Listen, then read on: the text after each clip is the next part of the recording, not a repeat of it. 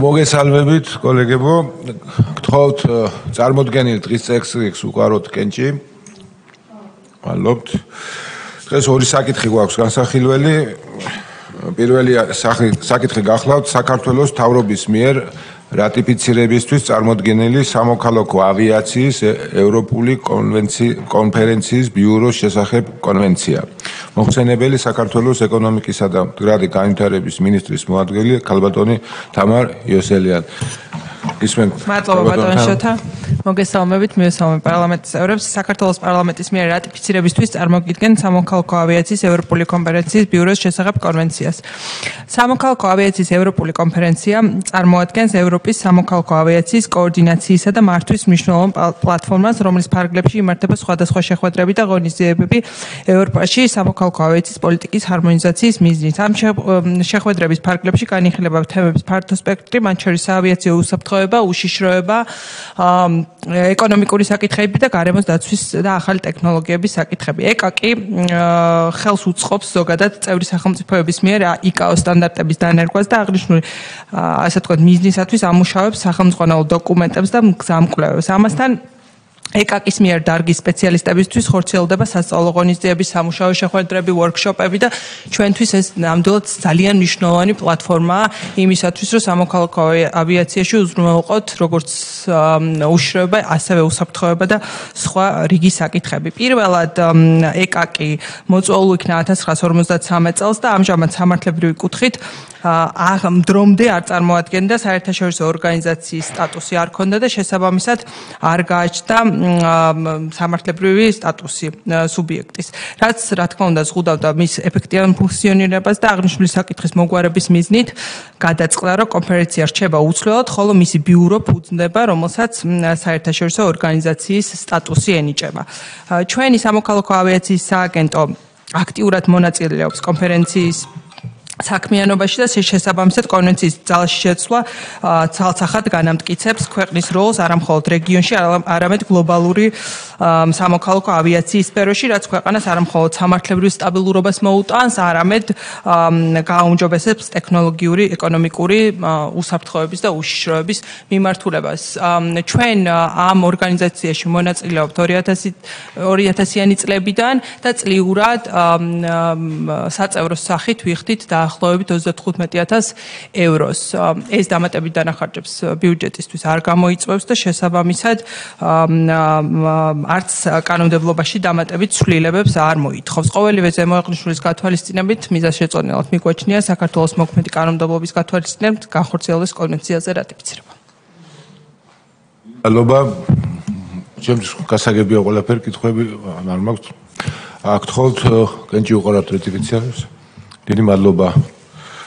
მადლობა ქალბატონ თამარ, წარმატებები. გადავიდეთ შემდეგ საკითხზე. ეს გახლავთ საქართველოს მთავრობის მიერ რატიფიცირებისთვის წარმოდგენილი საქართველოსა და სან-მარინოს რესპუბლიკას შორის შემოსავლებსა და კაპიტალზე ორმაგი დაბერგვის თავიდან აცილებისა და გადასახადების გადაუხდებლობის აღკვეთის შესახებ 2012 წლის 28 სექტემბერს ქალაქ ნიუ-იორკში ხელმოწერილ შეთანხმებაში ცვლილების შეტანის თაობაზე ოქმი. მოხსენებელი საქართველოს ფინანსთა მინისტრის მოადგილე ბატონი მამუკა ბარათაშვილი. ისმენთ ბატონო. მოგესალმებით.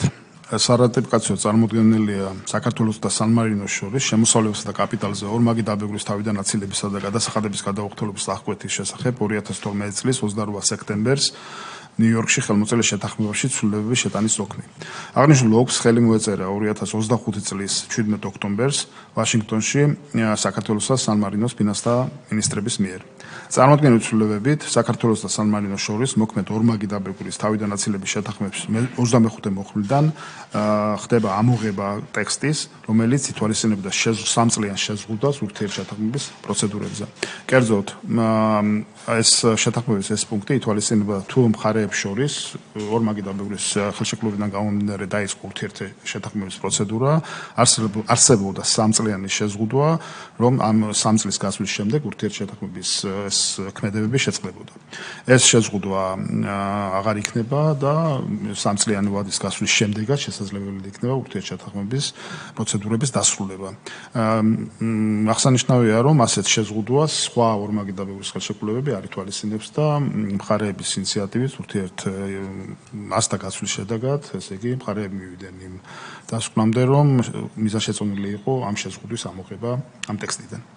სწორედ ეს დოკუმენტი არის სარატიფიკაციო წარმოდგენილი და გთხოვთ მხარდაჭერას. დიდი მადლობა. დიახ.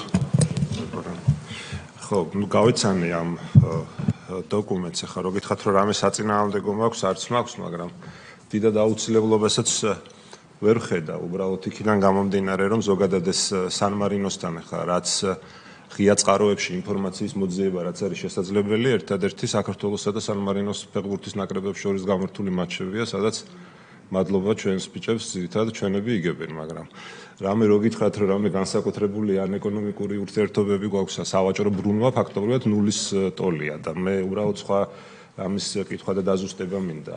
ან რამე არ ვიცით, ან შეიძლება ასეც არის და ვერც თქვენ უარყოფთ, მაგრამ მომავალში გვაქვს რამე დაგეგმილი განსაკუთრებული გააქტიურება ჩვენს. ესე იგი, OECD-ს მოგესალმებით, OECD-ს მიერ ამ ეკონომიკური განვითარების ორგანიზაცია პერიოდულად ხდება გადახედვა ამ ორ მაგიდაბეგურის ხელშეკრულების შესაბამისობაში საერთაშორისო პრაქტიკასთან.